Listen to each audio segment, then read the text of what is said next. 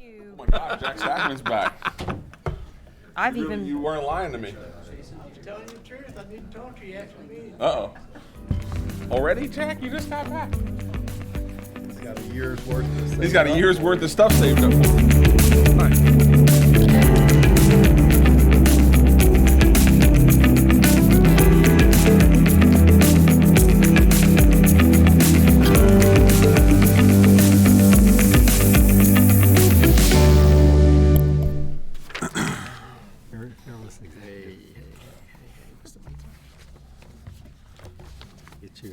So good morning, everyone.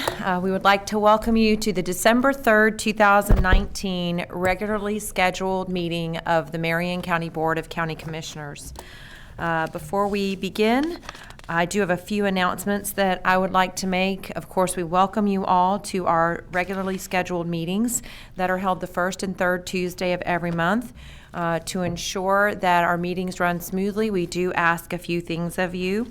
As a courtesy to others, please silence your cell phones and other electronic devices. If you have to take a phone call, please step out into the lobby. We don't want to participate in your phone call, so we would appreciate that. If you're here today regarding a specific agenda item, you will have an opportunity to bring that item to the board before we go into our agenda items in the first portion of public comment. Anyone else who would like to speak to the commission regarding anything else other than what's on the agenda is invited to come to the podium at the end of our meeting in general public comment. When you come to the podium, please remember to state your name and address for the record. With that, we will go ahead and get ready to go into our meeting, and we would like to ask Commissioner Zalek to lead us in our invocation and Pledge of Allegiance. Lord, we come before you. We thank you for this incredible time that we get to come together and talk about the business of Marion County. We ask you to bless this time. We ask you to continue to bless those that are all around us, that we would be of service to our community, especially as it becomes this holiday season for Christmas and we get ready to celebrate the coming of your Son. Lord, we ask that you would do diligently in us so that we look more like you, both in word and in action. And we ask that you would bless those that are fighting for our freedoms overseas and here domestically, and protect all the responders and every employee of Marion County as they're out serving this community, their community. Lord, we love you. We thank you for this time. In Jesus' name, amen. Amen. I pledge allegiance to the flag of the United States of America and to the republic for which it stands, one nation, under God, indivisible, with liberty and justice for all.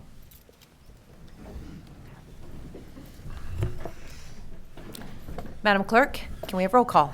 Yes, ma'am. Chairman Bryant? Here. Vice Chairman Gold? Here. Commissioner Moore? Here. Commissioner Zalek? Here. Commissioner Stone? Here. All right, now that we're all present and accounted for, we do have a few announcements before we get started this morning. As I mentioned earlier, today is December the 3rd, and at 2 p.m. we will have a commission workshop to review and discuss the preliminary engineering report for the Emerald Road extension from Southeast 92nd Loop to Emerald Road, the roadway connecting project. Immediately following that workshop, we will have another workshop to discuss our 1 cent infrastructure surtax priority projects. On December the 9th at the headquarters library, Conference Room C, at 2 p.m., we will have a commission workshop, and that will be a joint workshop with the City of Bellevue. And then we'll be back here in these chambers on December the 17th for our regularly scheduled commission meeting at 9 a.m. And then at 10 a.m. on December the 17th, we will have a public hearing to consider resolutions adopting the intent to authorize use of the uniform method of collecting for non-ad valorem assessments. And then immediately following that public hearing on December the 17th, we will have another public hearing to consider a resolution for the adoption of the wastewater facilities plan for the implementation of the Northwest Regional Wastewater Treatment Plan expansion improvements. Also, on December the 17th at 1:50 p.m., we will have our commission meeting to convene a meeting of the Marion County Community Redevelopment Area Board. And then at 2 p.m., we will have our zoning meetings. And our zoning meetings are regularly scheduled for the third Tuesday of every month. And this month, again, that will be December the 17th. With that, we'll go ahead and go into item number 1 on our agenda. I make a motion to approve the proclamations and presentations. Second. I have a motion by Commissioner Stone with a second by Commissioner Moore to approve item 1A. Any further discussion on the motion?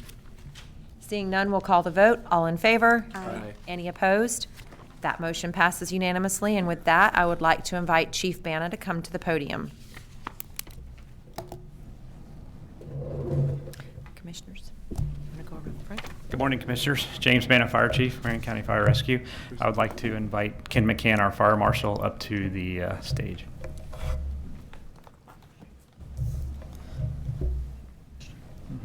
Commissioners, I come before you today to highlight the accomplishments of our Fire Marshal, Ken McCann. As Fire Marshal, Ken has the responsibility of managing our insurance services office requirements. I'm sure you all remember last year the ISO survey was upgraded to a 3.3Y, and much was due to Ken and his attention to detail and organization. And because of his efforts, many citizens were able to save money on their insurance premiums. Also, through his leadership, our prevention team was able to complete 2,037 fire safety building inspections, 659 hours of fire investigations, and an astonishing 3,002 construction plans reviews. It's also important to note that Ken maintains a 24-hour, 7-day-a-week response readiness. He responds to fires at all times of the day, hours of the night, to investigate fires as needed. And he accomplishes this usually with a smile on his face. On November 4th, 2019, during the 71st Annual Florida Fire Prevention Conference in Daytona Beach, Ken was sworn in as the Northeast Regional Director for the Florida Fire Marshals and Investigators Association. This is a remarkable accomplishment in the world of fire marshal. And we would be remiss if we did not highlight this accomplishment for Ken. Additionally, Ken was nominated as the 2019 Florida Fire Marshal of the Year by our own building director, Mike Savage. And although he was not selected for the award, we're still proud of Ken's dedication to our department, the county, and the citizens of Marion County. And I think it's also a testament to the working relationship between departments within our county also. So with that, we have a certificate of recognition that the chair can present to Ken. Thank you, Chief Bana. Okay, Ken. So this is a certificate of recognition presented to Ken McCann for becoming the FFMIA Northeast Regional Director, and it is presented this third day of December 2019 by all 5 of your county commissioners. And with that said, you have a big job, and we are so grateful for your dedication to your job, to this department, and to the citizens of Marion County. We know that sometimes your job's probably not always fun, and sometimes people might not like what you have to say, but you go out there and you do it every day. And as Chief Bana said, I don't think I've ever seen you without a smile on your face and the willingness to help wherever you can. So on behalf of the Board of County Commissioners, we're so proud of you and for your accomplishment with being appointed to be the regional director, and we're also appreciative of the job that you continue to do for this board and the citizens of Marion County. So thank you very much.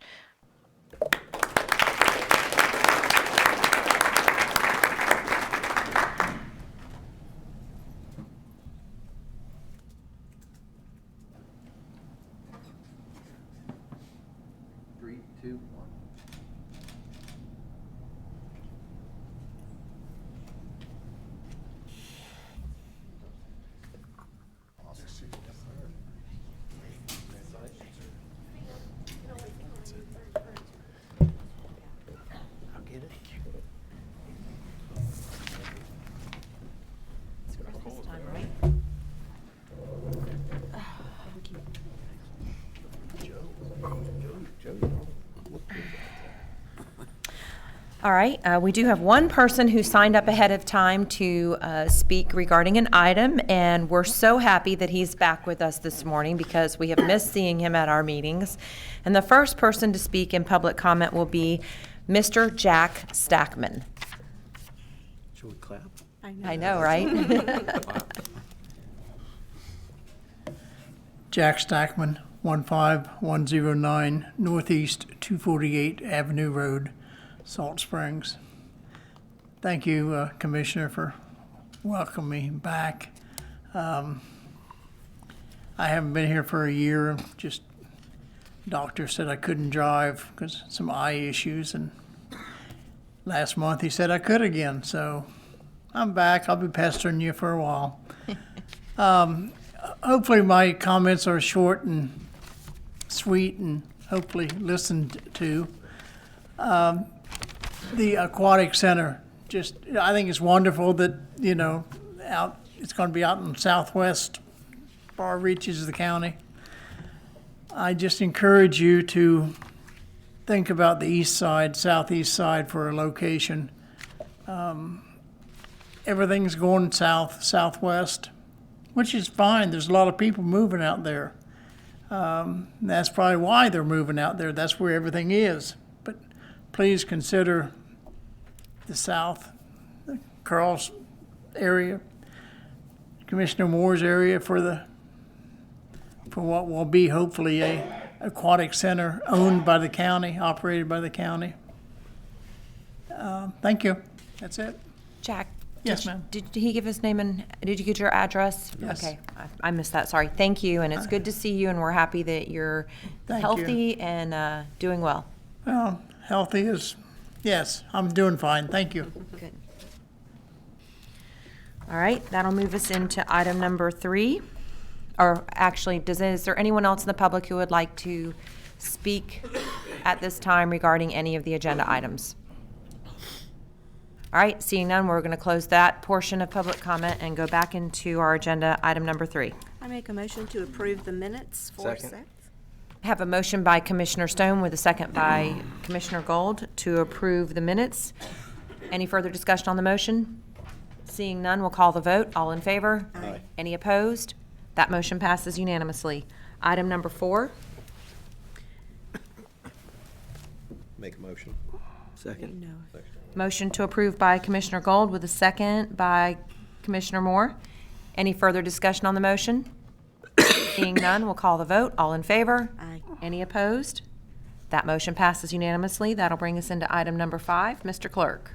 Morning, Madam Chairman. Item 5.1 through 11 is agenda items that's approved. Make For a motion. your Second. direction, please. Have a motion by Commissioner Stone for approval of 5A1 through 5A11 with a second by Commissioner Moore. Any further discussion on the motion? Seeing none, we'll call the vote. All in favor? Aye. Any opposed? That motion passes unanimously. 5B is the request the approval of the annual budget and capital improvement program calendar.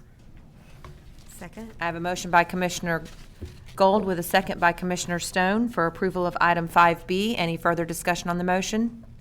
Seeing none, we'll call the vote. All in favor? Aye. Any opposed? That motion passes unanimously. Thank you.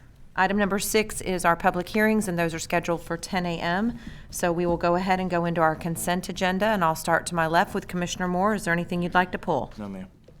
Commissioner Stone? No. Commissioner Zalek? Commissioner Gold? No, ma'am. All right. With that, I'll look for approval of moved. the consent agenda. Second. I have a motion by Commissioner Moore with a second by Commissioner Gold. Any further discussion on the motion? Seeing none, we'll call the vote. All in favor? Aye. Any opposed? That motion passes unanimously. That'll move us into item number 8. County and Mr. County Attorney, you've got nothing for us today? Nothing for you today. Thank you. So, no updates on the panhandling or any of that stuff? No, I will go back to the sexual predator ordinance. So we did circle back with the city of Ocala. We conferred with people from the city of Denellen. The attorney for the city of Denellen was actually requesting us to put some things in our ordinance that were what they thought were extras that we didn't think were advisable. We conferred with the sheriff's office. They agreed with us that that would be unpractical to do that. So there was a minor tweak that we are going to make, and we'll bring that back to the board for permission at the next meeting to advertise to make sure we have that coordinated with what the city is doing. Very good. Thank you, Mr. Mentor. That'll move us into item number 9. Mr. Boyones. Good morning, Commissioners. The first item, 9A1, is to give you an update from the Growth Services Department, and Sam Martzoff will be doing that.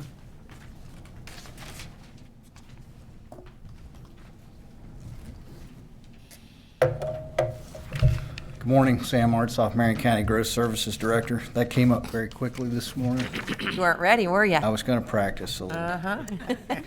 It's the first time I've been at the podium in the 30 years I've been here on my birthday, so Today's your birthday? that's only important because it's my 58th birthday, and I'm the youngest of several 1961 babies here. All right, One of them, Mr. so- Boyones, is the oldest. So, Mark may be the oldest as well. so we're going to stop you right there. You should have never told me that it was your birthday, because I think everybody in the auditorium would love to participate in wishing you happy birthday. All right, well, So we're going to sing you happy birthday, Sam. if you have to, where's the camera? All right. There you go. Are we ready? I'm ready. All right. Happy birthday to you. Happy birthday to you. Happy birthday, dear Sam. Happy birthday to you. All right. 4. And for those of you who are following in this 1961 birth year celebration, happy birthday to you as well. John Archer's also older than me.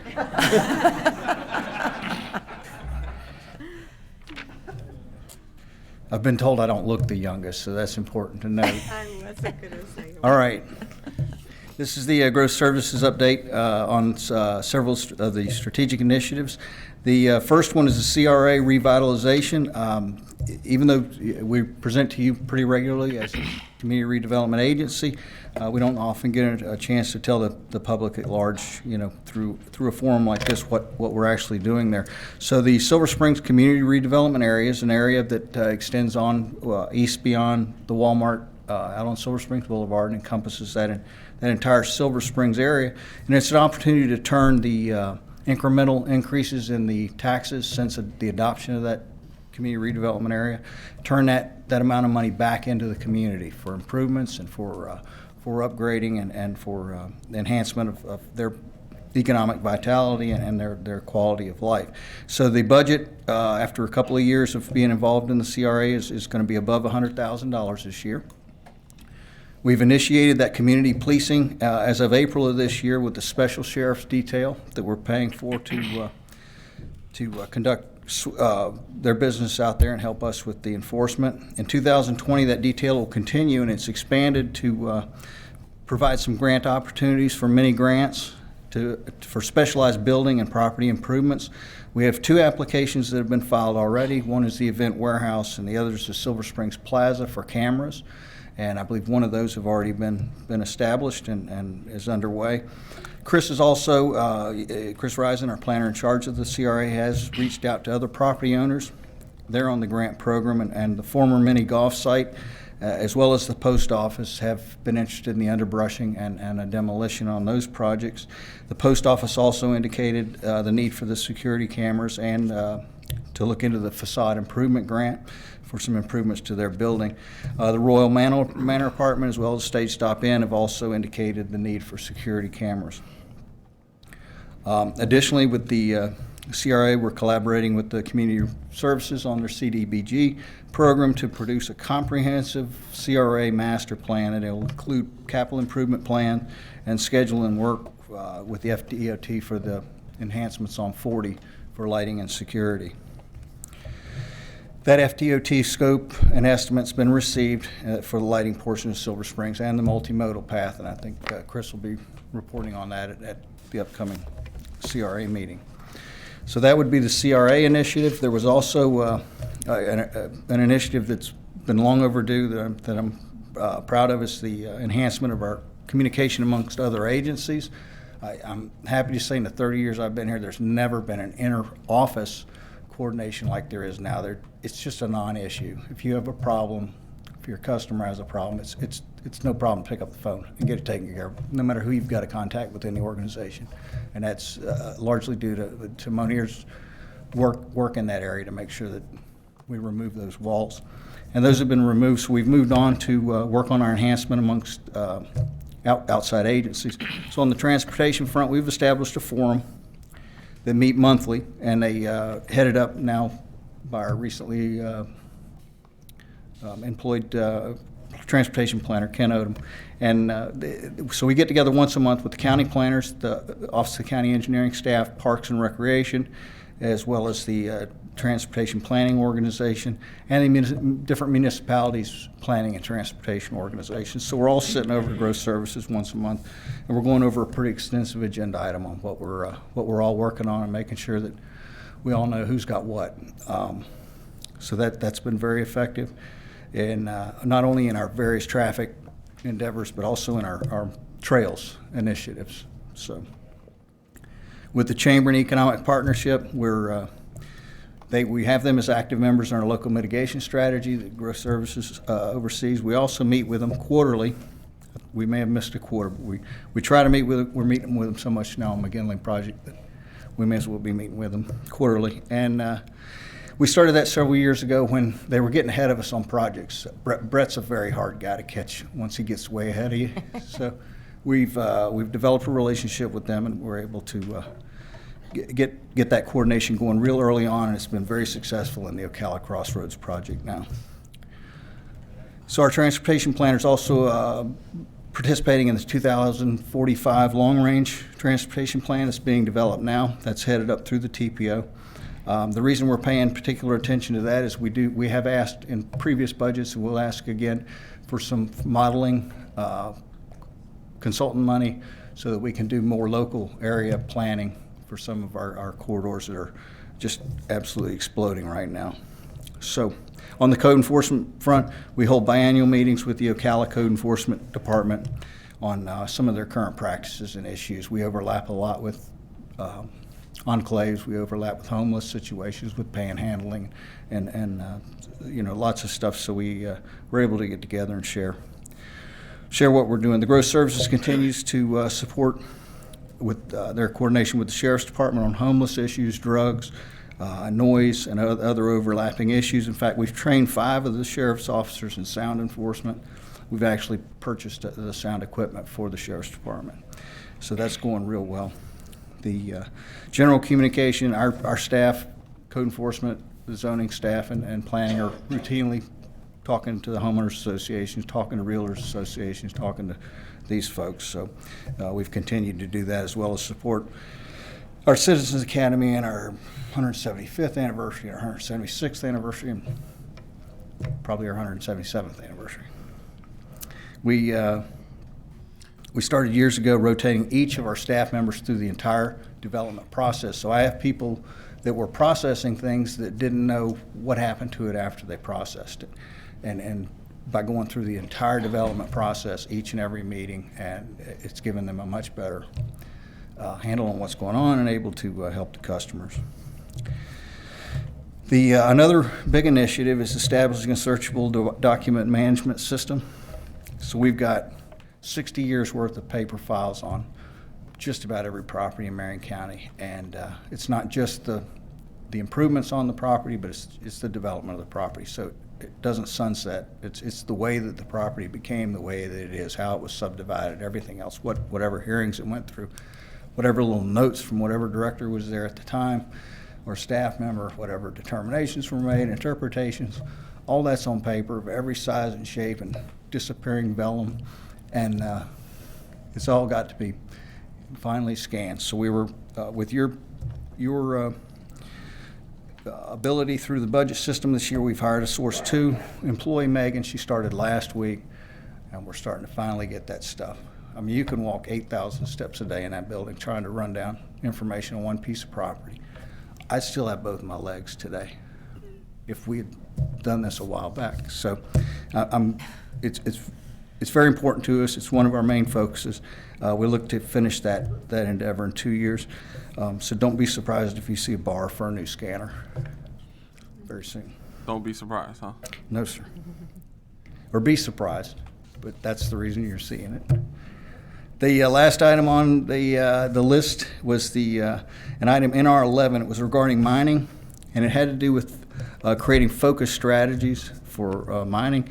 I could say a lot about where we've come, even with the last 2 mines. With the addition of Kim Dinkins, we're coordinating a lot more with DEP. But at the end of the day, this remains an ongoing issue. It's not something that we've certainly has gone away. We know that it's there, and we've just finished processing 2 sand mines, and it's on our list of things to do. So it is ongoing. With that, I'll wrap it up. Thank you, Sam, and thank you to all the staff within your department for all the hard work that you do. I know that things are coming fast and furious right now, and there's a lot that goes on over there within your realm of expertise, and we rely on you as well as your staff to bring us the very important information to help us make the decisions that we have to make on these various projects that come through. So thank you for all that you do, and happy birthday. Commissioners, do you have any questions or comments for Sam? All right, thank you all. All right, now we have our 9A2 is to present the update of the Marion County Aquatic Center, and we'll have Mr. Collard come forward. Collard? I know. Collard? I did that on purpose. Changed your name. I changed your name for you. Good morning, Commissioners. Monir, thank you for allowing us this opportunity to provide this update. I hope everybody had a great Thanksgiving holiday, just like we did. I know it was a very good time to be outdoors and enjoy the weather and everything that we had. So here we go. Jim Coulard, Parks and Recreation Director. That's a tough act to follow with Sam, so I forgive you. Forgive me if I'm a little dry this morning. We're expecting you to top that. Nah. So we've been asked here to provide you with an update on the Marion County Aquatic Center and to discuss a proposal to reevaluate the project as a smart fit for our community. As the project stands today, we're in good condition with our lease application from the state, and we have confidence in our ability to present a solid funding plan for the Aquatic Center. However, with the information that we've received from the Circle Square Foundation, both the lease and the funding plan should probably be reevaluated. According to the foundation, they have a plan to construct an indoor facility with regulation-sized competitive swimming pools, spectator areas, and a potential diving well.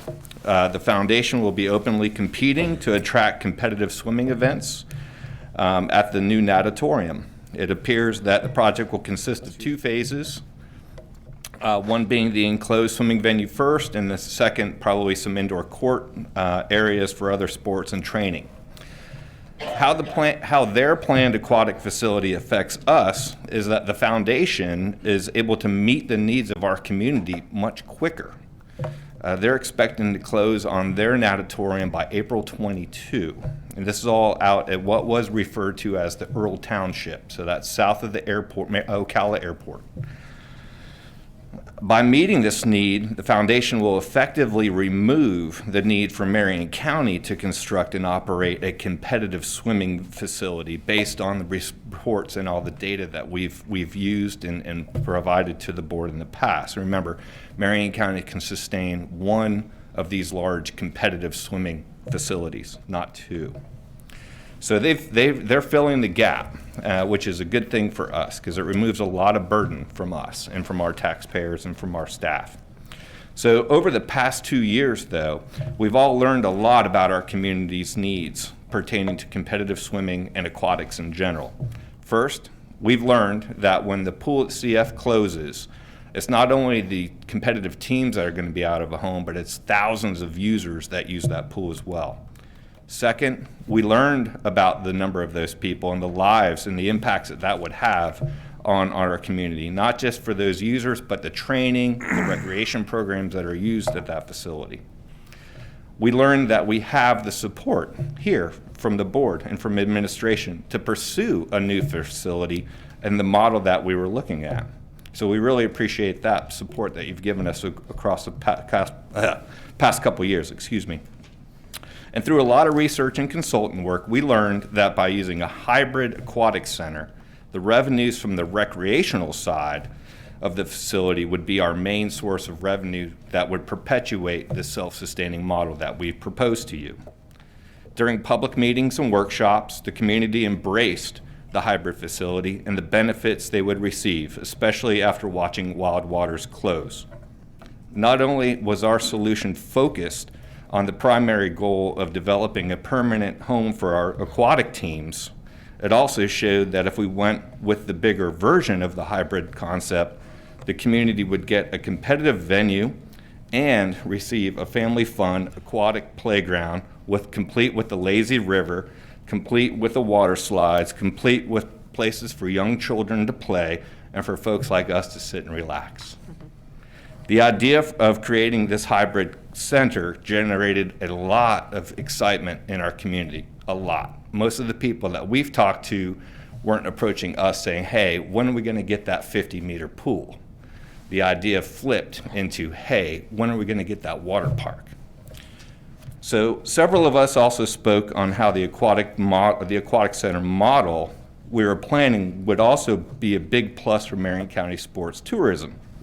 Not just by providing a local location for competitive events, but also how it would solidify our position in the sports market as it exists today. We have reiterated that in order for a community to attract sports tournaments and keep them coming back, it's essential that we have, one, high-quality, well-maintained sports complexes. You can check that box. We are moving forward with all of our sports complexes. Two, you have to have easily accessed, affordable hotels.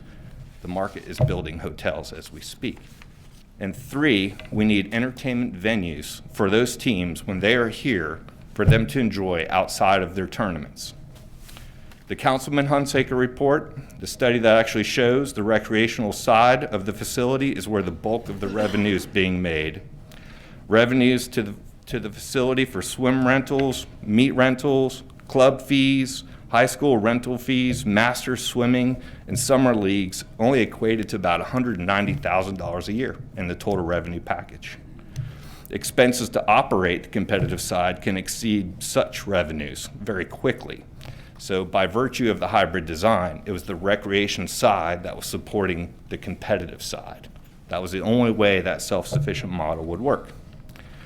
So everything that we've gone through and everything we've learned, hearing from our community and recognizing all what Marion County Aquatic Center would have provided, we are not only presenting to you an update with the foundation's news, but we still believe that a recreational aquatic park would be a tremendous asset to our community.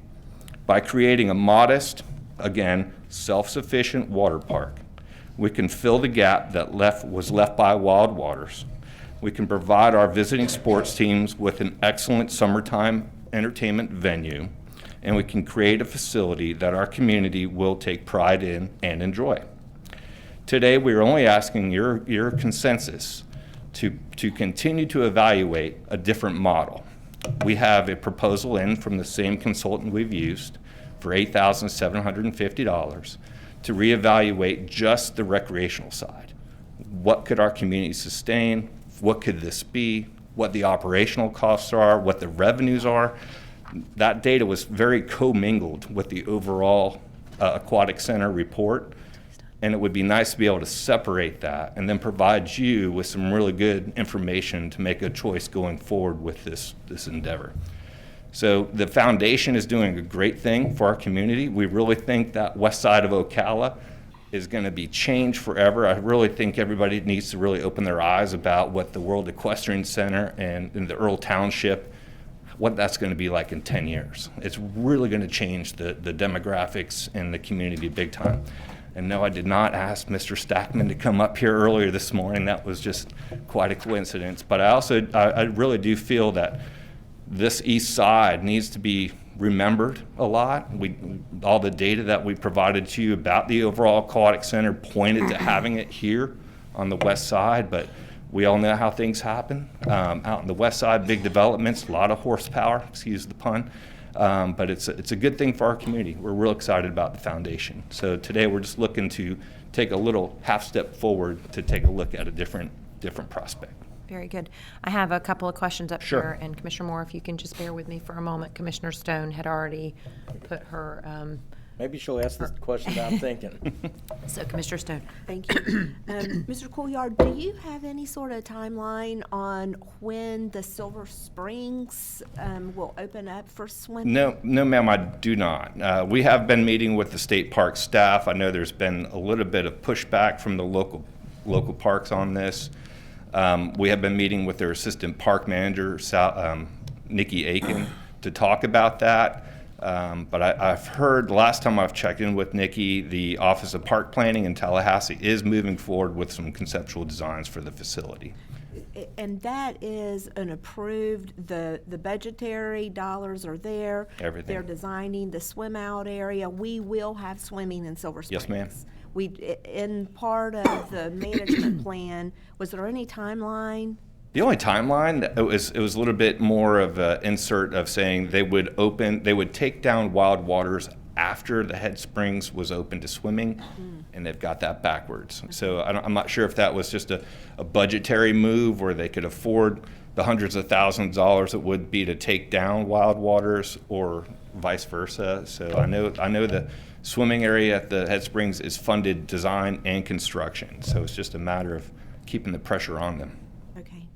And I'm sure that'll be taken into consideration during this next step, that should we choose to move forward on that. Okay. Yeah, okay.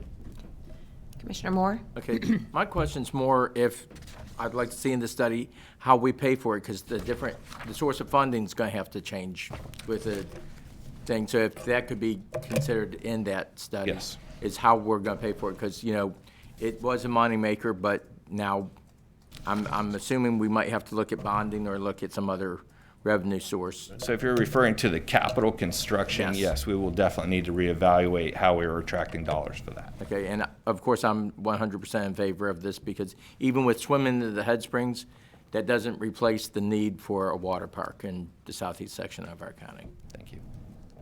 Okay, Commissioners, any other questions? Commissioner Gold? If we do have consensus to do the study on there, I'd also like to see if we could add something on there for the off-season. I know we've got one of the task force that we do training with here, but to see if we can do, and I spoke to you about before, a water rescue training there that could maybe generate some funds on the off-season, and also keep our first responders up. And I don't think the cost would be significant if there is any, but just if you can consider that into it also, and I'll try to set you up through Chief Banna and try to do that. Commissioner, just to remind you, in our studies up to this point, we have included all of the infrastructure in our designs and our preliminary numbers for construction to make that swift water training possible. So there was additional pumps, additional equipment in our proposal for operations and capital expenditures to make sure that was an option. And that's, I just wanted to bring it up too. Maybe we can look at to see what funds are generated from that, the possibility of it, to see if it equals out. That's all I have. Commissioner Salick? I'm just, as I've been thinking about this thing, I just go back to trying to figure out why, because I think the why has changed in this equation. And so we all need to be pretty comfortable, I think maybe going ahead and planning, but also, I think these private entities are showing up, and quite frankly, I still think the World Equestrian Center is in the ballgame of this aquatic center style type of thing. And so I'm reserved on spending any additional dollars. I mean, this is not too much, it's not too bad, but I don't want to spend a lot of money, commissioners, on something that I'm not sure the private sector is not going to take care of. The pool is why we were looking at the area on the east side. I've certainly wanted on the east side, but I'd be a fool to discount I-75. When you look at what they do in Orlando, although I wouldn't want it to be Orlando, but Universal spent millions of dollars putting a new volcano in a water park on I-4. There's probably a reason. I'm not an expert, but I would imagine that there's a reason. I think that something we would be marketing is, from a marketing perspective, is if you're traveling down I-75, and you put wait times in Orlando 2 hours to get on a water slide, and you put 5 minutes to get on a water slide in Ocala, and maybe you could ride the biggest slide in the state of Florida or something like that. I think we need to make sure we know why we're building something, where we're building it, and how on earth we're going to market that. Because how we were marketing it before was saying, hey, we want competitive swimming, we want people to come in, we want all these things, and yes, of course we want something that replaces wild waters, swimming at the spring, and we were going to be able to have a community center. I'm not sure just our community, and I don't know, I think that's what your analysis wants to do. Can just our community and the dollars we would spend at this water park fund it? The answer is it didn't fund wild waters, just our community. It was outdated, had some things wrong with it, absolutely. But just being in our community and the marketing dollars they spend did not support, and even when it tried to go private and just the water park itself, after a year, the community, with all due respect, did not support the park and wasn't able to keep viable. So I think we need to understand those circumstances before we put bonding and taxpayer dollars at risk, and how we're going to be successful. And the other issue is we don't know exactly what's going to happen at the World Equestrian Center and possibly even on top of the world in the future over the next 5 years. And so I just think we need to be really careful. I don't mind doing the analysis, but there's thousands of people staying in hotels off of I-75, 200, 40, that would probably be visiting a water park. Maybe you could get them on a daily basis. And I'm just scared that we put it in the wrong spot and it becomes a non-viable thing that we've got to tote around. Or that we create this and a year later, the World Equestrian puts one in and ups the game. I think we need to know some of those. I don't know. So those are some of my thoughts. I'm probably thinking out loud. Maybe I should have just said, yes, let's reevaluate, but. I think Commissioner, obviously the why has definitely changed. Yeah. This started out as Sure. a community geared, part of it was community geared because of what's happening with the pool out at CF. With that said, I think that not moving forward and getting all the answers to the questions would be a terrible idea. And I'm pretty confident, looking at all of you, that unless this were to completely support itself, this board would not move forward with it. And I think you bring up some very good points, some questions that need to be answered, and I'm confident that within this next phase and exploratory period that we'll get some of the answers to those questions. And I did want to circle back around, though, to Commissioner Gold's ask on the training. So because the scope of the project has changed, you won't have the competitive pools, those large pools more than likely, and Correct. maybe you will. Would it be a good idea to also talk with the folks that are developing the new project to see Yes. if it might be a more appropriate place for those types of programs? That was by just- more based yeah. on the lazy river, though. That was correct. Okay. Yeah, so Correct. unless Okay. they're building a river, which I don't think. And I wasn't sure where No, they that's would be fine. doing That's a it, good so. question. And I did have another comment real Go quick. ahead. And I agree with what Commissioner Zalek saying, but, and I gotta be the first one to come up here. The consultants, the amount we pay for consultants bothers me all the time. But this one in particular, I think that we have to look at it and to see what we can, just so it's fair and it's an objective look at it. So you've got my consensus on it. All right, Commissioners, do we have consensus? Yes, ma'am. So long as we truly reevaluate the project. Absolutely. We reevaluate the location, we make sure that the location works, and that we put into the equation a venue that the World Equestrian Center could build at a hotel. You know, it may not be huge, but if they put a mini water park at one of those hotels, we need to know how this thing will perform. Will these In my opinion. Will these adds to the scope? Yeah, and it's Will going to that make it more cost money. more, or would? I would ask, let me ask our consultant that, since we've been working with Councilman Hunsaker, we've gone back to them outside of their initial scope so many times, and they've been here for us. They really have come forward with extra data, with extra input for us to help present you with the information that you need well outside their initial scope. So we're happy to be working with them. We really do they are on the short list with the Circle Square Foundation for consultant services there. So they already know our community very well. And we have kind of an in working with George to see what's going on. So it would be wise to work with him. Very good.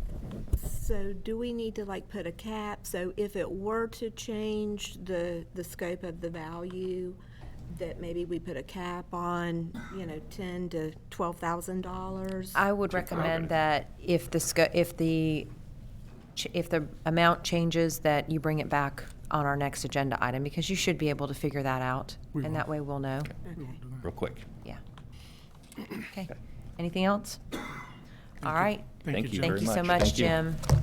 Well, I'm sorry, one last item. And will we be talking with the fire college as well? Going back to Commissioner Gold's thoughts about that lazy river. Okay. If there could be some value that they would utilize it as well. I'll meet with the chief and we'll discuss some potential ideas. Okay. Thank you very much. Have a Very good day. good. Thank you, Commissioner. Thank you. All right, that'll bring us to item number 10. Yeah, Madam Chairman, for the Marion Oaks MSTU, Virginia Gale received the appropriate vote. Second. I have a motion by Commissioner Zalek with a second by Commissioner Moore to move Virginia Gale as the new advisory board member for the Marion Oaks MSTU for General Services Advisory Board. Any further discussion on the motion? Seeing none, we'll call the vote. All in favor? Aye. Any opposed? That motion passes unanimously. Commissioners, on item 11A, you'll all have a paper at your seats with some revised dates for the strategic planning workshop. And I'll look for a motion to pass one of those dates. I'll make a motion for January 7th at 2 p.m. Second. Does that work for everyone? Same day as one of our meetings. Yep. All right, I have a motion by Commissioner Gold with a second by Commissioner Stone to move January 7th, 2020 at 2 p.m. in the Commission Auditorium for our strategic planning workshop. Any further discussion on the motion? Seeing none, we'll call the vote. All in favor? Aye. Any opposed? That motion passes unanimously. And that is going to bring us into item 12A, Commission comments. Commissioner Zalek. Good. Commissioner Gold. Good. Commissioner Stone. I do have a couple of items. Thanks, good.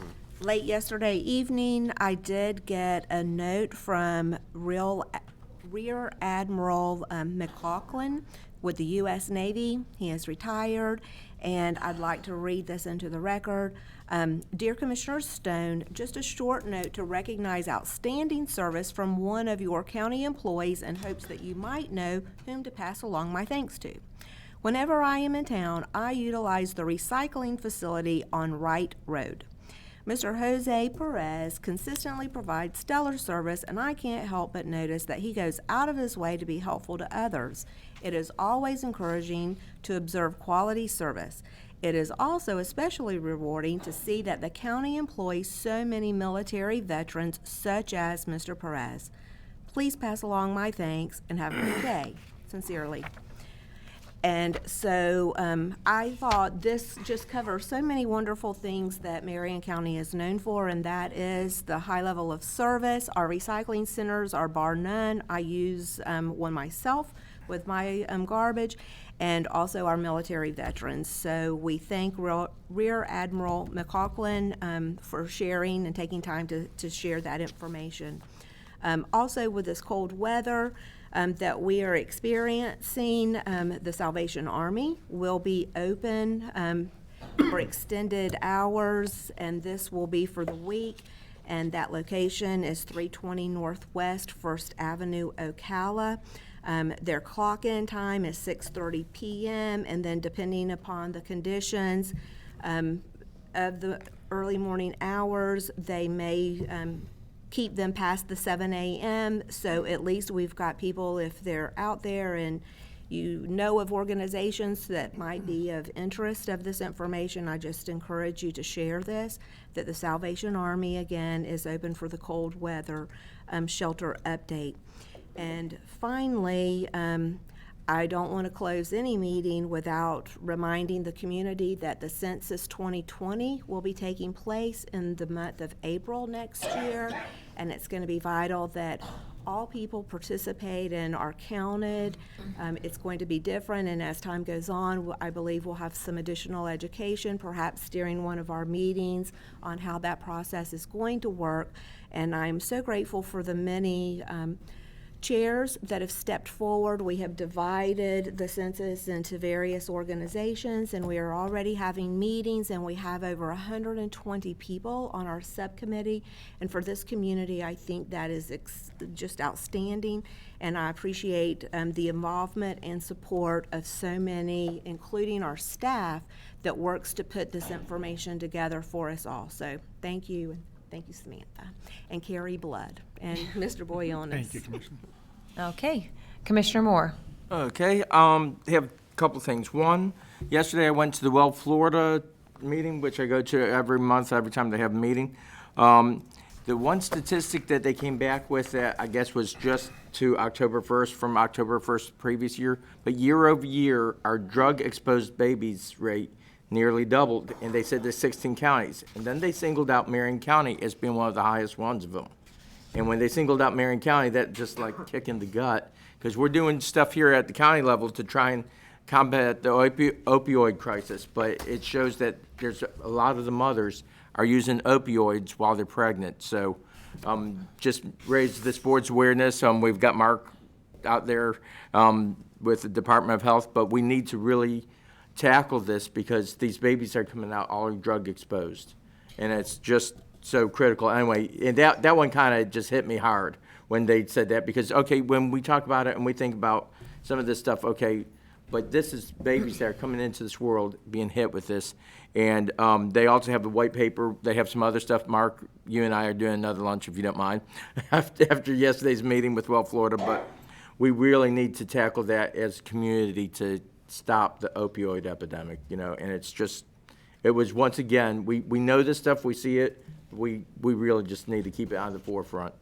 That's one. And then the other was, constituent came to me about the surplus medical billing, where basically insurance companies don't cover the cost of medical of an emergency room or ambulance. And they were always looking to the feds because the federal government was supposed to take it up this year. But since they've got so crazy with this impeachment, nothing's ever going to get through the federal side. So they were asking us on the state to encourage our state legislators to do something at the state level, and maybe we could put that into one of the back pieces of paper that we have in our priorities when we do our legislative priorities, is because the surplus medical billing, I guess, it just doesn't look like it's going to advance on the federal side like it originally had earlier this year. So those are my two main things.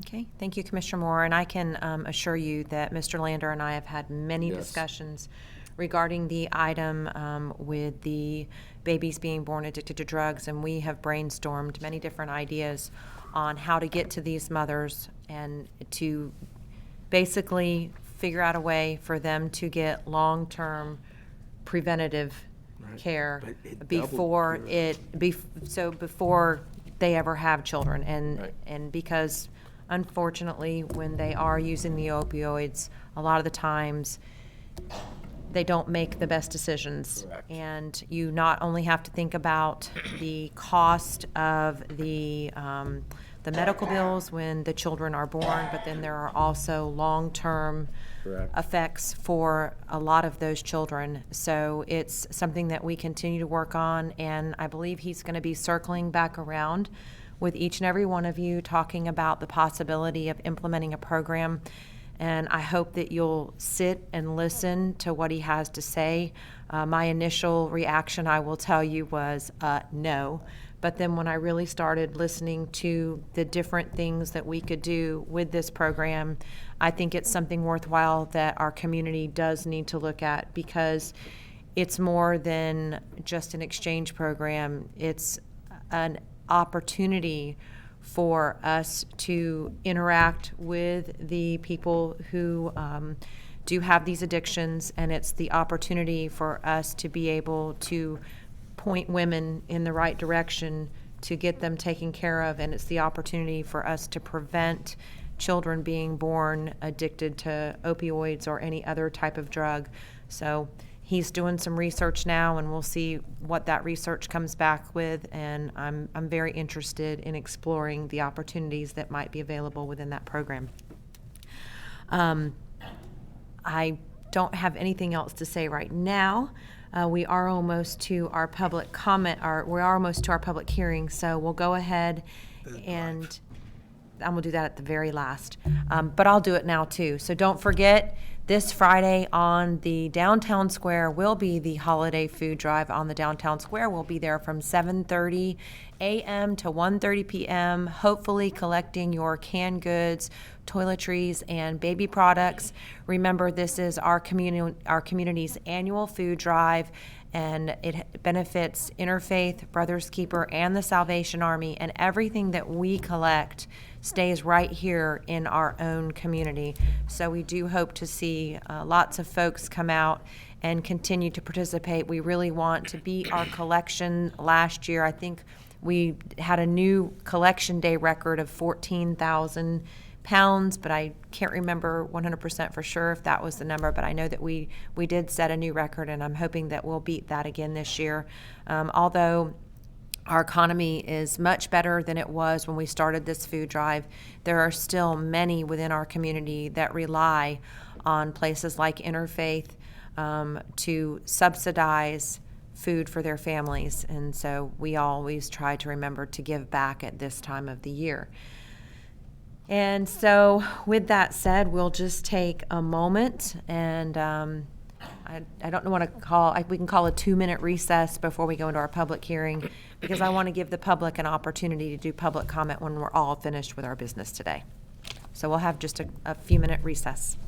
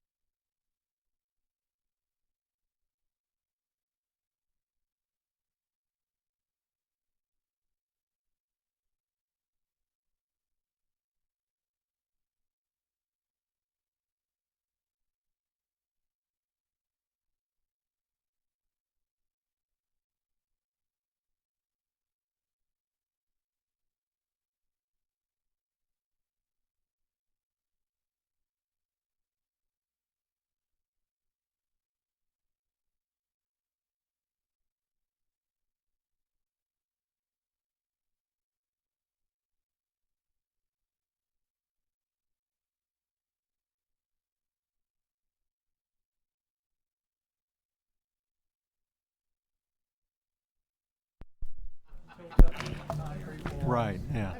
All right. Oh, magnificent. Sheriff's substation. All right, we're going to go ahead and come out of recess, and we do have a public hearing that we have to go into this morning. So with that, Madam Clerk, do you have a proof of publication? Yes, ma'am. I have proof of publication of a display ad entitled Notice of Public Hearing, Marion County Board of County Commissioners, published in the Star Banner newspaper on November 26, 2019. Thank you. We'll go ahead and turn this over now to Chris Risen from our Growth Services Department. Good morning, Chris Risen with Growth Services staff. This is a public hearing to consider, in the first of two public hearings, a developer's agreement related to the McGinley properties, which are located off of Highway 44 in the Marion Oaks subdivision. If I can call your attention to the screen, we do have a short PowerPoint just to kind of touch on a couple items. The site is surrounded by the Marion Oaks subdivision. And it's the large, approximately 2 square mile area. It consists of approximately 1,200 acres, which is being proposed for a general commerce park. The southern portion will have a large area of industrial type activities for distribution type centers, for instance, with more commercial and residential to the northern portion. Overall, again, it's approximately 1,200 acres. A traffic study has been conducted initially for addressing the industrial type area, projecting approximately 3.2 million square feet of industrial type use space. For the developer's agreement, it will address a series of improvements for the area and related to the site. For roadway improvements related to Highway 44, the Southwest 49th Avenue extension, and then the Western Road, which will be an internal roadway within the project. Also addressing drainage retention areas, and then also utility line extensions for water and for sewer.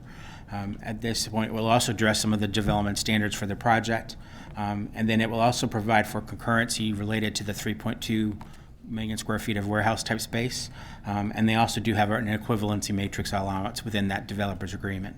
This is the first of two public hearings where the board is to take public comment and then set the final public hearing for final consideration. Staff is recommending the December 17th meeting for 2 p.m. Unless the board wishes to do it in the morning, for instance.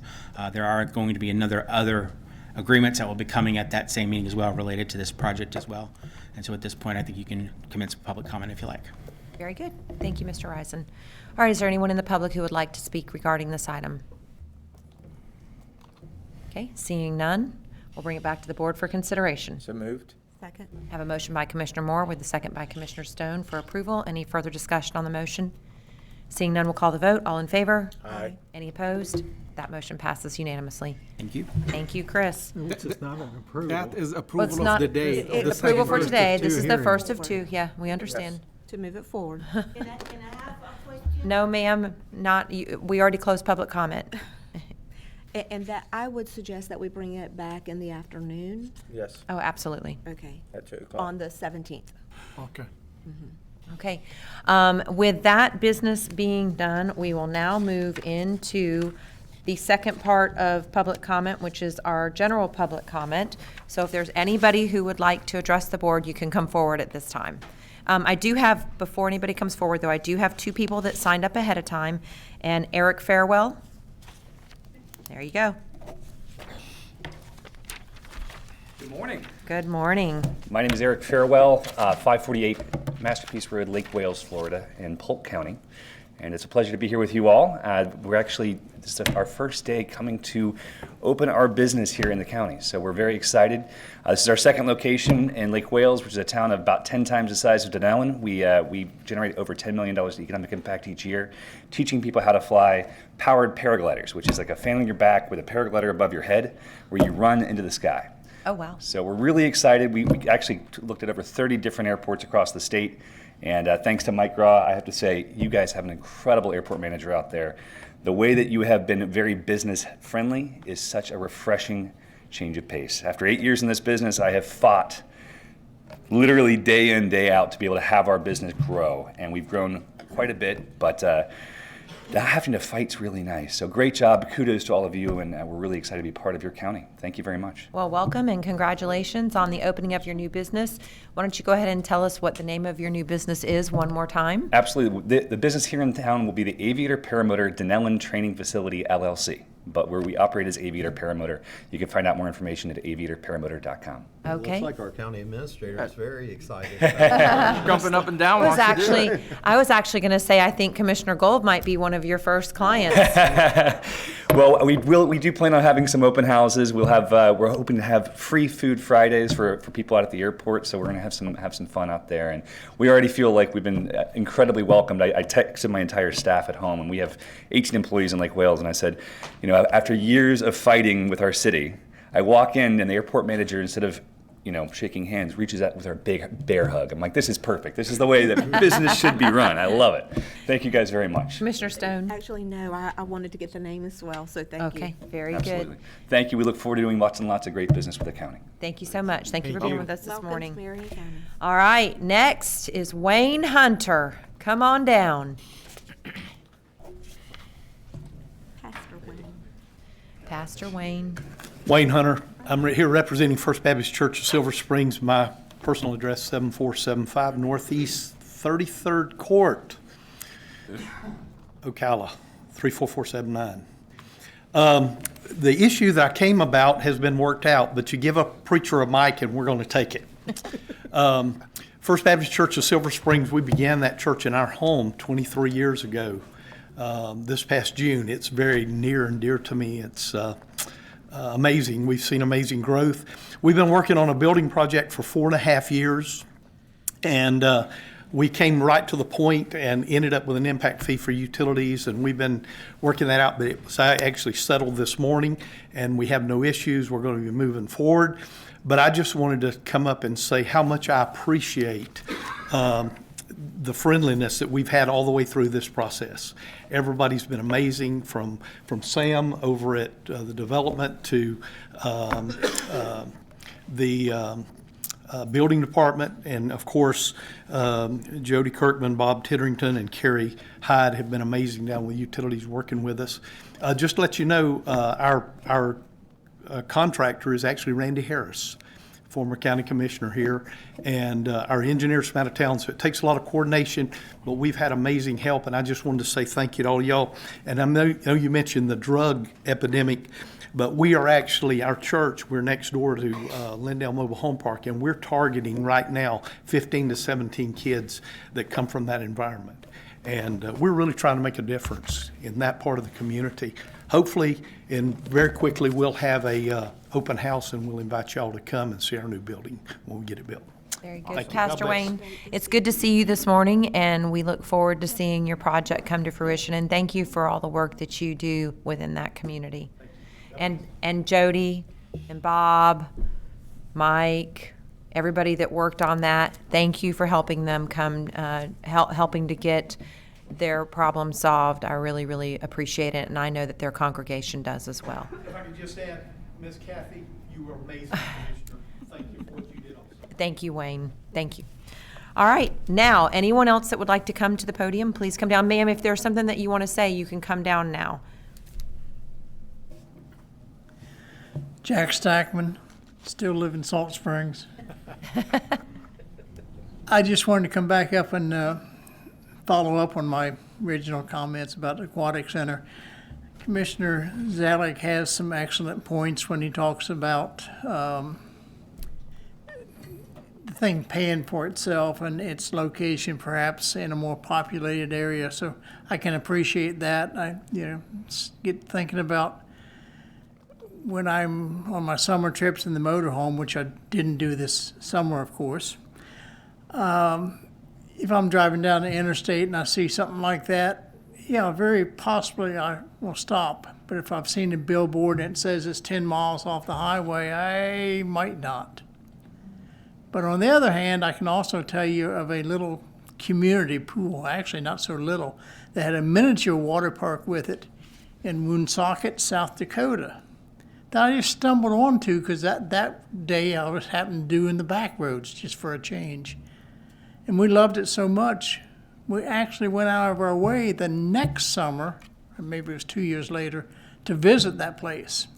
So there's merits either way, but I think your comment about visible along the interstate has a lot of merit. And from that, I'll change and just suggest that perhaps you look at somewhere on the north side of Interstate 75, north side of Ocala, around the 326 area, to try to catch people before they get off 326 heading towards Daytona. Just my thoughts. Thank you. Very good. Thank you, Mr. Stackman. Yes, sir. Ray Montgomery, 8380 Southwest 52nd Court. I had come with a question about the tax, penny tax. I realize that's this afternoon, so I'll be back. Awesome. On that.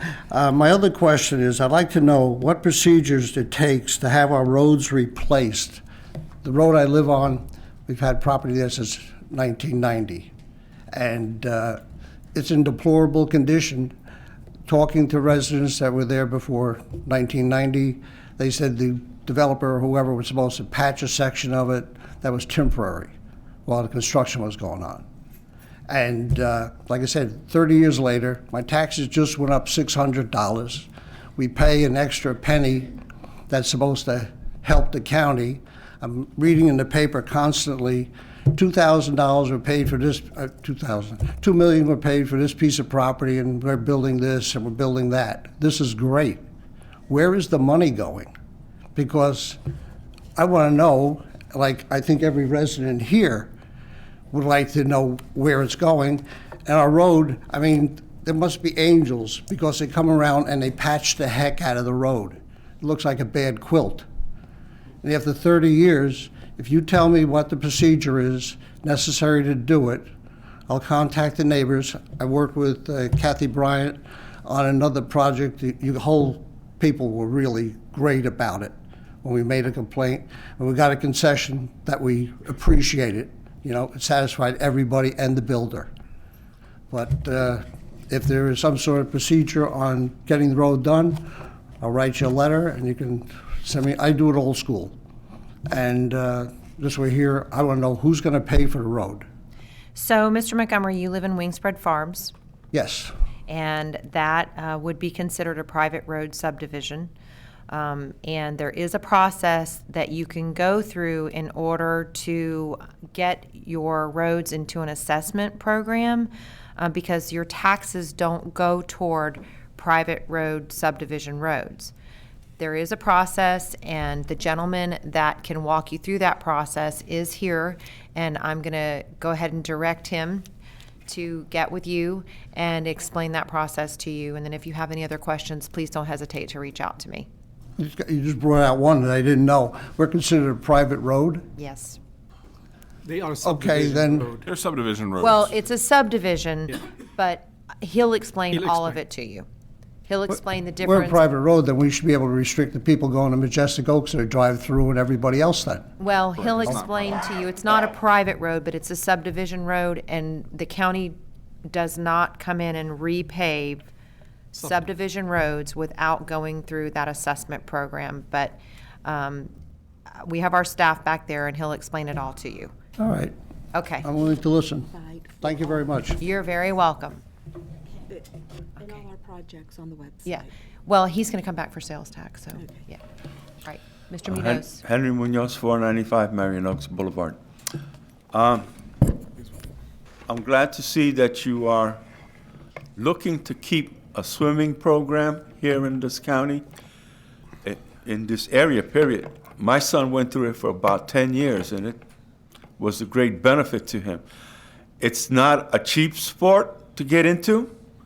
The most expensive thing is going out at least once a month to the meets wherever in the state, and they're getting up every morning, taking them there in the afternoon, and going home. Oh, yeah. So I'm glad that you guys are looking to keep that open, because it is a real sport, not a game. Swimming. Okay, the other thing is, the McGinley property, talking about the roads, I hope you guys have not stopped considering that cloverleaf to go in and out of that property, and for 49th to go through. You know, it's still a viable way that'll alleviate the traffic. Okay, thank you. Thank you, Mr. Munoz. Munoz Clover.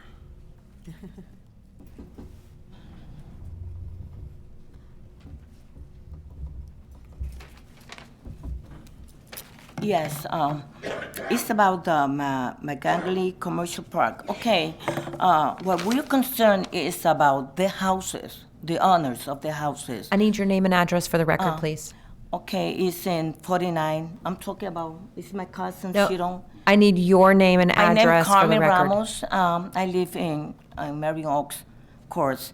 And Do you know your address? yes, it's 317 Marion Oaks Courts, Ocala, Florida. Thank you. Okay. Yes, the owners of the houses are very concerned because they're gonna be removed, and what they're gonna do with their houses. I mean, are they gonna pay what really cost their houses? Because they're concerned, that's their houses. I mean, that's where they live. We are very concerned about this. I mean, okay, the project, I mean, it looks real good, but what about the people that they have their houses? They don't know what they're gonna do, if they're gonna pay what the real houses cost, because, I mean, right now, the houses are being raised a lot, and probably they won't have the money to buy a house. What's gonna happen with them? That's what we're concerned about that. So if there is a home that with this project and with the road coming through will have to be purchased by the county, there is a process that we go to, and they would receive, correct me if I'm wrong, Mr. Mentor, fair market value for their home. Mr. Mentor, I'll let you go ahead and explain the process which we go through in order to determine that. But is it the road project she's asking about, or She's asking about the whole project, if there's anything that has to come out. Yes, because my cousin received a letter saying that her house is 300 feet. So, which means, like they're saying, you have to be removed. What's going to happen? No, it's not, no. It just means that she lives within 300 feet of the proposed project area. Ah, okay. She just got noticed because she was within 300 feet. Oh, so that means she won't have any problem with the house? No. Good. Would not be impacted. Thank you. Now she's going to feel better. Okay. You thought that she have to move out. Okay, thank you. That's a different notice. Yes. Okay, good to talk about it. Thank you. You're welcome. Thank you for being with us today. Right. Yeah, that's a different notice. Is there anyone else who would like to speak? Mr. Lander's going to come up, and he is going to give us an update on something that I think is very, very important to our community. I'm sure anyone who is active on social media is seeing the posts from people who have gotten this year's flu. And I will tell you that every time I see somebody post about how horrible it is, I get scared and I don't want to get it, and I think about going and getting my flu shot. So we're going to let Mr. Lander give everyone some updates today. Think about getting your I know. flu Well, shot. I know. I'm going to come and get my flu shot. Well, I hope everyone up there comes and gets their flu shot. Mark Lander, I'm with the Florida Department of Health in Marion County. We're at 1801 Southeast 32nd Avenue, Ocala, Florida. And yes, I will be brief. I just wanted to give a quick update. I mean, we've talked. First of all, thank you the board for recognizing the issues that we're seeing with substance-exposed newborns. That is an issue. I will be continuing my talks with each and every one of you about some ways that we're currently working on this and how we continue to work on this to address those issues in Marion County. Real quick flu update, just so we're aware, Marion County is one of 7 counties that are seeing, it's called mild activity, which is an increase of where we've been in the past. There's a neighboring county that has some increased activity. Every time we see that, it worries us because we know diseases don't stop at borders. So we can get increased activity into our counties. To give you an idea, in off-season, flu season usually starts about September, October, rolls around then. We try to get, the vaccination campaigns are always vaccine before Halloween, so we try to get as many shots in individuals' arms before Halloween, but continue on because we typically see spikes in November, beginning of December. It'll decrease, and then we start to see spikes again in February, January, February. Colder months, people are inside. We tend to congregate more, which can be an issue. But for instance, I just got some numbers from last week, and from the emergency room reporting data, there was 153 site visits from individuals in Marion County that reported to hospitals with flu-like symptoms. Week prior to that, it was 170. So we're seeing an increase in numbers prior to September, October, where we may get 30 or 40 reporting in a week. Now we're seeing 4 times that amount. One of the concerns that we see this year is it's in younger. A lot of the cases are age 5 to 24. Marion County over the past several years has had a program where Healthy Schools LLC Corporation worked with the school board providing flu vaccines inside in the school. Something had occurred at the last minute this year, and that contract was not able to go through. And which left the schools looking for an area of where can we get vaccinated or get our children vaccinated. What we did at the health department is we provided a drive-through pod with hepatitis A and flu, and we're able to vaccinate quite a few children at that point. We're looking at doing it again if we don't see these numbers start to decrease, which will be an opportunity to get the children to come in and get those vaccines. That said, it doesn't mean you all don't need to get your vaccine, and everyone should be getting a flu shot this year. What we're finding right now is from the data that's seen is the predominant, there's multiple strains of flu, and you have to, sometimes you get really lucky and you match this year's flu virus or flu vaccine with predominant virus that's out there. Sometimes, I think we saw a couple years ago, it wasn't as effective. You were getting the shots, but it really wasn't a good match. This year, there appears to be a very good match with the flu vaccine. That you can find at your health department, at your doctor's office, Publix, the pharmacies, anywhere they're offering it. You'll see what's called a trivalent or a quadrivalent vaccine. The trivalent covering 2 of the type A viruses and a type B, the quadrivalent covering 2 A's and 2 B's, and in the end, that second B is the one that we're seeing predominantly in our community.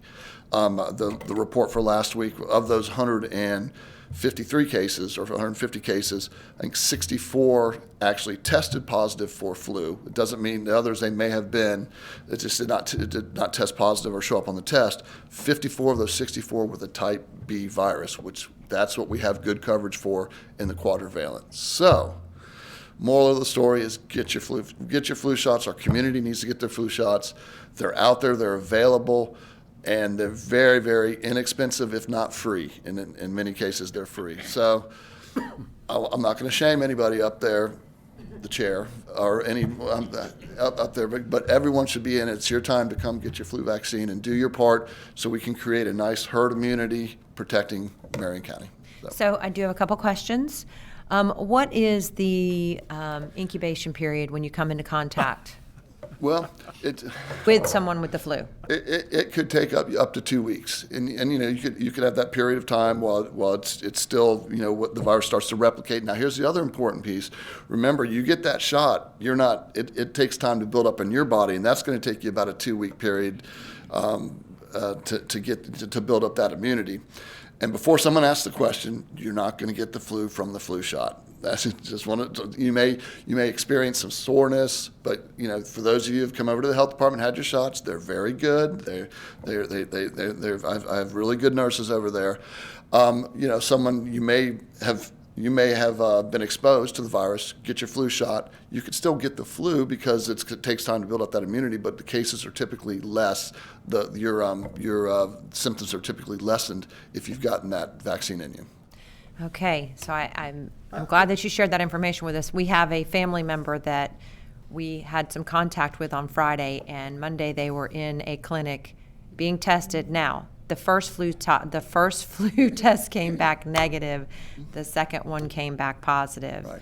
And one of our younger adults, and very, very, very sick. And like I said, if you're following any of the social media posts, people are saying that they feel like they've been hit with a Mack truck They're and sliding. the fever. They're sliding their chairs away from you. And I know, right? Mark, could, like at 2:20 today, could Commissioner Bryant get her shot? If somebody could be up here, I'd go ahead and get mine. If Commissioner Bryant would get it, I'll get it today. We could arrange that. You can send somebody over? I could send somebody over. Okay. 2:20. Will we have time? Well, don't we Yeah, have a we have public at hearing? 2:30. We have a workshop, I thought, at 2 o'clock. I guess I should just put somebody out front here and catch everybody when they walk out the door. Right. I could do that. Oh, Commissioner Gold. Okay, if everybody wants to get theirs today, I will happily What time's our workshop? get my shot. Our workshop is at 2 o'clock. What time is your workshop From end? 2 p.m. to 3 p.m. And then we have, and so that one probably won't last Like until 1:50. 3. Yeah, 150 would be a good time. 1:50, okay. No, yay. I'm getting ready to go back into I'm going to leave here and go into a hepatitis A meeting, and I'll actually be in with the nurse who can do it. And I will see what their I schedule. did get my Hep A. I did. I will see what their schedule is for 1:50 today. Okay, so who has had their shot? Commissioners? I'll take a shot too, yeah. I hate Commissioner needles, Stone, have but you had yours? I hate the flu worse than I hate a needle. You all gonna Commissioner Zalek, Yeah, I'm good. you had yours? Oh. Okay, and Commissioner Gold. So, 5 shots, Oh, 150. Yeah, or for him, it's 4 Anybody shots. else? What about- Hey, 4 shots and a 4 tack on his chair. You know, we'll put the tack on his chair when he sits down. He gets it that way. So And there's only one person that you can send over here, and you know who that is. I know who it is. Okay. I know who it is. All right. Well, Is this like Kathy Bryant Day? No, she's. I think this you feels will like Kathy thank Bryant me. Day. You will thank me for requesting It's every day. her. I'm sorry, every day is You Kathy will Bryant thank Day. me for requesting bad. her. Trust me. well, I appreciate the time and allowing me to come up and talk a little bit about flu. And if there's anything else you all need, just let me know. Thanks for all your work, Mark. Thanks, Mark. Y'all take care. We appreciate it. All right. So with that said, commissioners, was there any other comments you would like to make? And not everybody has to get a shot if they don't want to. We're just having a little fun here. Anyway, is there any Let other them out comments? that easy. Huh? Don't let them out. got You're yours? getting one too then, right? I'm getting mine. And we'll all go paragliding too. right? Yeah, we're gonna go paragliding for sure. Hope Can they I have a big one for send? me. Can I send a surrogate? Because I know somebody that would probably enjoy that. No, you can't send us there. He's attached to me. I'll send him instead. We could probably do it together. No. He won't. get a Together, shot. yeah, husband and wife type. All right, thing. commissioners, any other comments Wow, before we are done? Once again, I'd like to remind everybody, holiday food drive on the downtown square, Friday from 7:30 to 1:30 p.m. Remember, benefiting Interfaith Emergency Services, Brothers Keeper, and the Salvation Army. And bring your non-perishable food, toiletries, and baby products. We would love to see you there. Commission's going to take their flu shots at 1:50 today, those who want to. And with that, we will be adjourned. Welcome.